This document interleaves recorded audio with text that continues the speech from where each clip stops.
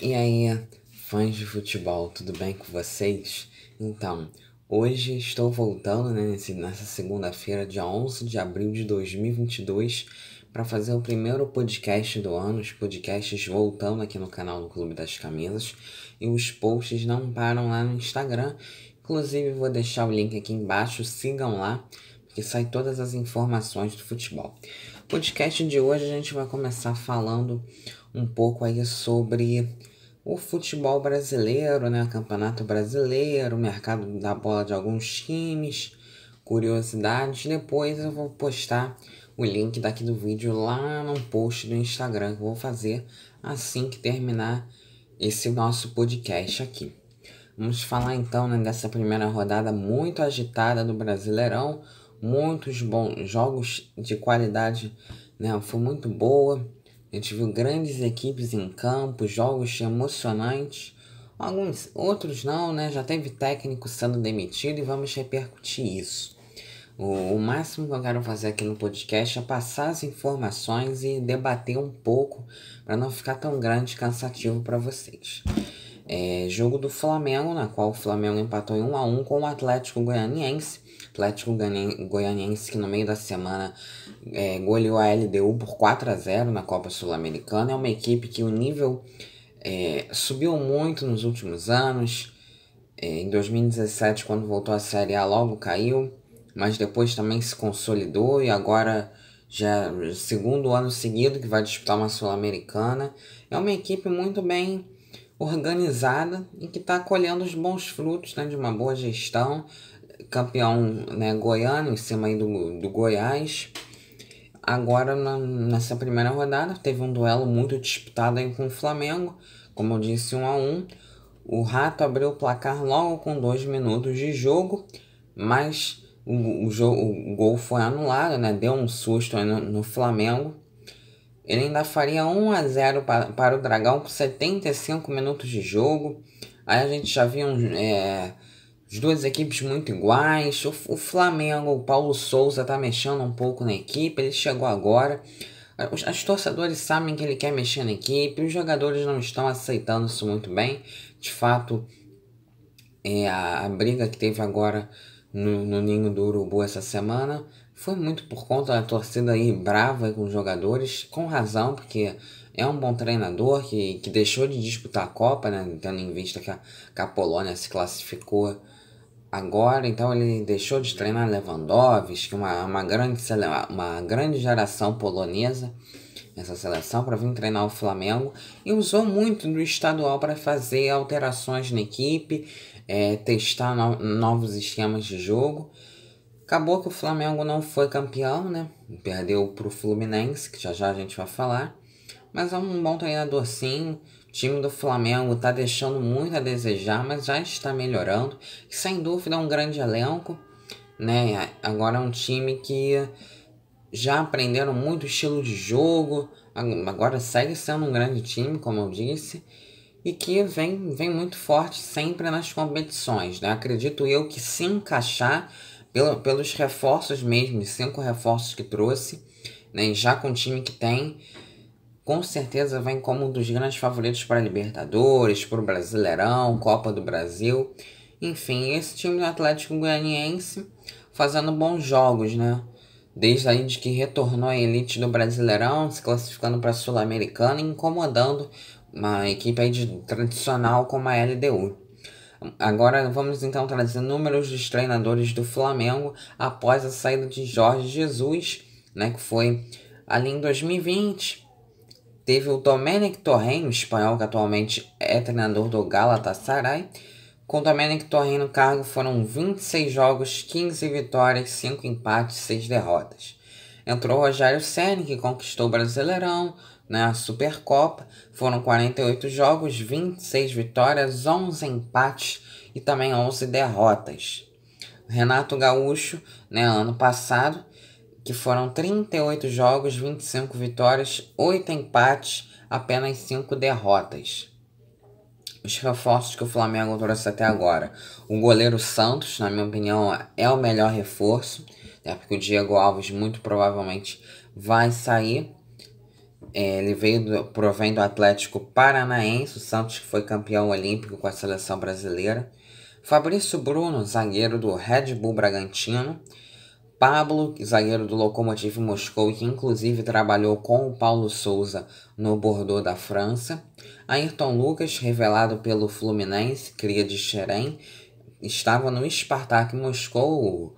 As equipes russas agora não estão disputando campeonatos internacionais, né, só entre eles, por conta da invasão da Ucrânia e as sanções que o país tomou. E o Marinho, o atacante do Santos, né? Então, está aí bons reforços que o Flamengo trouxe. Como eu disse, é uma equipe que, se encaixar com o Paulo Sousa, tem já um grande treinador, um grande elenco, vai incomodar nos grandes campeonatos sem nenhuma dúvida. Falando agora do Fluminense, que no meio da semana estreou com uma grande vitória na Sul-Americana, 3-0. Isso tudo depois do time não conseguir se classificar para a fase de grupos da Libertadores. O Abelão também, né, o Fluminense do Abelão, o time foi campeão de 10 anos depois do estadual, a última vez tinha sido em 2012 contra o Botafogo, agora só empatou em 0-0 com o Santos, jogo que abriu o Brasileirão 2022, né? O Fluminense precisa melhorar um pouco, encontrar mais espaços para atacar equipes que se fecham atrás. O Santos precisa se encontrar na temporada, afinal brigou contra rebaixamento no estadual, né? Pouco incomodou os grandes do estado e nem sequer se classificou para as quartas de final do Paulista. Então é uma equipe que tem que se acertar, né? Estreou também com derrota na Sul-Americana. Enfim, tem que fazer muitos ajustes nesse time do Santos, que no próximo podcast que a gente estiver comentando da Sul-Americana, eu vou trazer também mercado da bola do Santos e alguns outros times, né? Vamos falar do jogo do Palmeiras, atual campeão da Libertadores, né? Ganhou 2 títulos seguidos, 2020 e 2021. O Palmeiras começou perdendo em casa para o Ceará pelo placar de 3-2, né, num jogão. 16 minutos de jogo já estava 2-0 para o Vozão, que teve atuações inspiradas de Vina e Mendoza.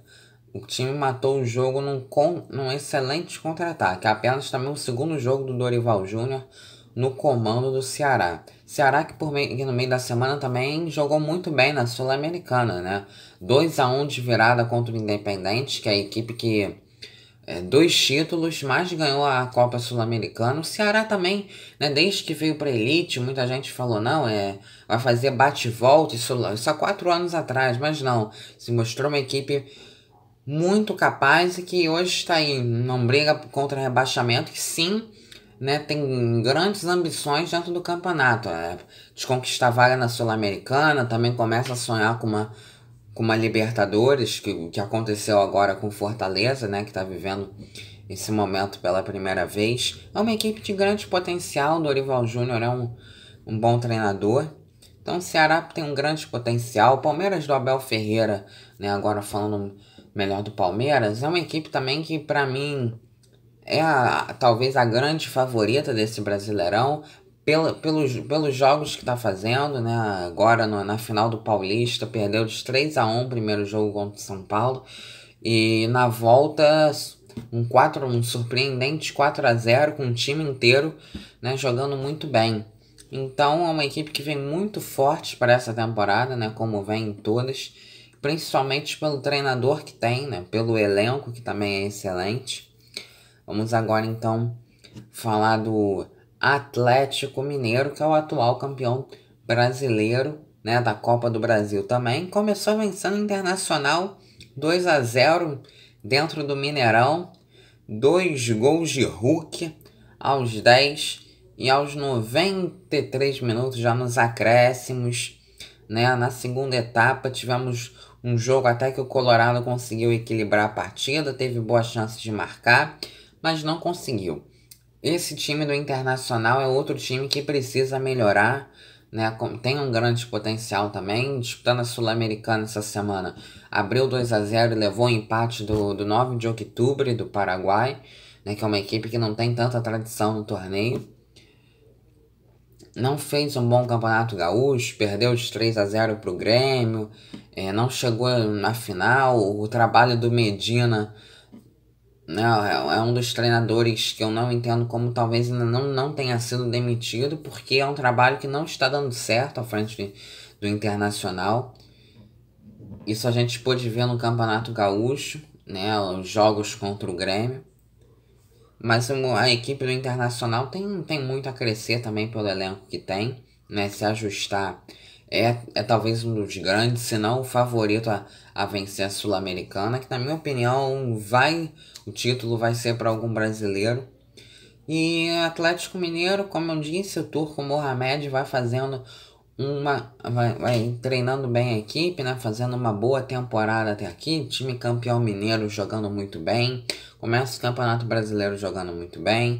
Meio de semana na Libertadores, um excelente resultado de 2-0 contra o Deportes Tolima. Tem clássico agora contra o América Mineiro essa semana. Enfim, essa equipe do Atlético Mineiro com o Hulk, com os jogadores que tem, vem pra mim como a favorita a vencer a Libertadores, né? Tudo bem, né? Os elencos ali do Palmeiras, do Flamengo também se encaixar. Isso a gente pode falar melhor depois, mas a equipe do Atlético Mineiro, pelo futebol que vem apresentando, porque é um futebol que transmite muita confiança, né?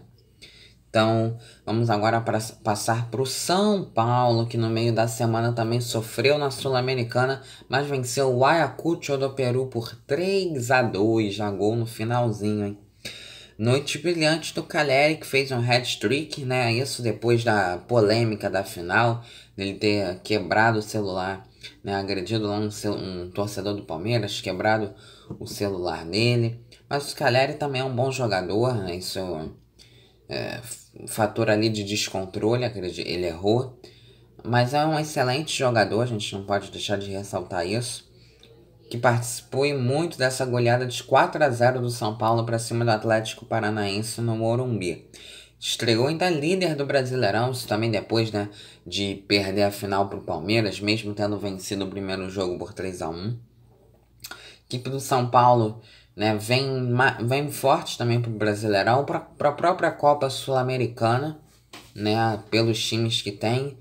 Acredito eu que hoje está jogando melhor do que o Internacional, do que Fluminense, não do que o Fluminense, que é outra equipe que está na Sul-Americana, dessas que podem brigar por título. Tem que ajustar algumas coisas ainda com o Rogério Ceni, mas foi uma excelente partida. Primeiro tempo muito eficiente, na volta do intervalo também continuou mantendo boa marcação, cresceu ofensivamente e a gente também já teve o primeiro treinador do Brasileirão sendo demitido, Alberto Valentim, que estava no Atlético Paranaense. Primeiro técnico da Série A 2022 que foi demitido. Ele que foi campeão da Sul-Americana de 2021 contra o Atlético Paranaense, né? Equipe do Atlético Paranaense que essa semana teve um resultado também ruim na Libertadores, né? Não vou falar ruim, mas não foi um resultado bom no grupo que o Atlético Paranaense ficou encaixado, né? Que é um dos mais tranquilos da competição, com o The Strongest, o Libertad, né? O que é bem ruim nesse grupo é só altitude, um jogo lá contra o The Strongest, que se você não estiver preparado pode perder. Fora isso, o Libertad é uma equipe mais difícil de jogar, agora o Atlético Paranaense é melhor. Agora o 0-0 com o Caracas é o que... né, ó, a equipe aí mais tranquila do grupo, o Atlético Paranaense fora de casa empatou. Acredito eu que a equipe não vai sofrer, a gente também pode depois falar das opções. O Silvinho agora tem aparecido como uma grande opção do Atlético Paranaense. Tem Thiago Nunes, ou seja, tem bons treinadores no mercado para o Atlético Paranaense buscar. Lembrando que desse Brasileirão, 9 treinadores de 20 equipes são estrangeiros, né? Então vamos agora passar para o próximo jogo. Jogo do Corinthians, que venceu o Botafogo por 3-1 no Engenhão. Primeiro tempo arrebatador da equipe do Vitor Pereira. Estreou também na Libertadores essa semana. Perdeu para o Always Ready da Bolívia por 2-0. né? Vamos então falar agora melhor do jogo. O Timão já ganhava por 3-0 com gols de Paulinho, Mantuan e Lucas Pitoncio só no primeiro tempo. Né, o Botafogo agora chegou o Luiz Castro, tem o John Textor, é o atual campeão da Série B. Nesse Brasileirão acredito que vai brigar mesmo por meio da tabela, por uma classificação na Sul-Americana. Agora, outro destaque desse time tem sido o Matheus Nascimento, né, muito jovem, uma das principais armas ofensivas desse time. E o Luiz Castro, um bom treinador português, né, tava lá no Al Rail do Catar, já comandou o Shakhtar Donetsk. Acredito eu que sim, vai ser um bom trabalho à frente do Botafogo, né, que tá aí se reconstruindo. A gente vai falar também melhor em outro podcast disso. Falando melhor do jogo, o time do Corinthians, né, foi muito bem. O jogo do meio da semana complicou um pouco, né? Essa semana tem um jogo importante também contra o Deportivo Cali, que a vitória é o que importa, né? Tendo em vista que o Corinthians ainda vai enfrentar 2 vezes o Boca Juniors, né, nesse grupo. Agora é uma equipe excelente, né? O Willian jogou muito ontem, talvez seja a melhor partida. Os jogadores do Corinthians, sim, jogadores experientes. É uma equipe boa, né? No grupo falou, o Corinthians está no grupo da morte da Libertadores. Eu não acredito, né? Pelo contrário, eu acho que o Corinthians vai brigar muito com o Boca Juniors, principalmente depois que as duas equipes estrearam perdendo, para ver quem vai ficar em primeiro lugar. O Corinthians tem muita chance, né? Apesar do Boca Juniors também ser uma grande equipe. O time do Corinthians é bom. Eu nesse campeonato acho que é uma equipe que, pelo potencial, pode brigar pelo G4, né? Ali G6. E é isso. Vamos agora para a Série B para falar do Vasco, que iniciou o Brasileirão Série B de 2022 com um empate de 1-1 dentro de São Januário. Empate frustrante contra o Vila Nova de Goiânia, de Goiás. O estádio estava lotado, 9 minutos de jogo, Raniel abrindo o placar para o time de Zé Ricardo. 3 minutos depois, após uma cobrança de escanteio, os visitantes empataram. O jogo havia começado em alta rotação, mas acabou caindo muito, né? Sendo aí 2 times que tinham uma enorme deficiência técnica e não construíram lances de perigo. Em relação ao Vasco, a torcida ficou frustrada, né? Porque foi apoiar, uma torcida que apoia demais essa equipe. Isso a gente viu agora num treino, né? Que teve 10 mil pessoas dentro de São Januário, ali apoiando a equipe antes de um jogo contra o Flamengo. E é uma equipe que tem que melhorar muito, entendeu? Porque é o segundo ano já na Série B, é uma equipe muito grande para o futebol brasileiro, que está há 2 anos na Série B, né?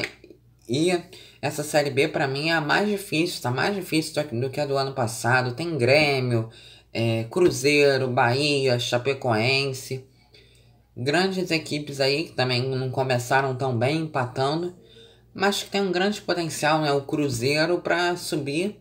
Então a gente sabe que vai ficar algumas equipes grandes ainda na Série B e seria muito horrível, péssimo esse cenário do Vasco 3 anos numa Série B.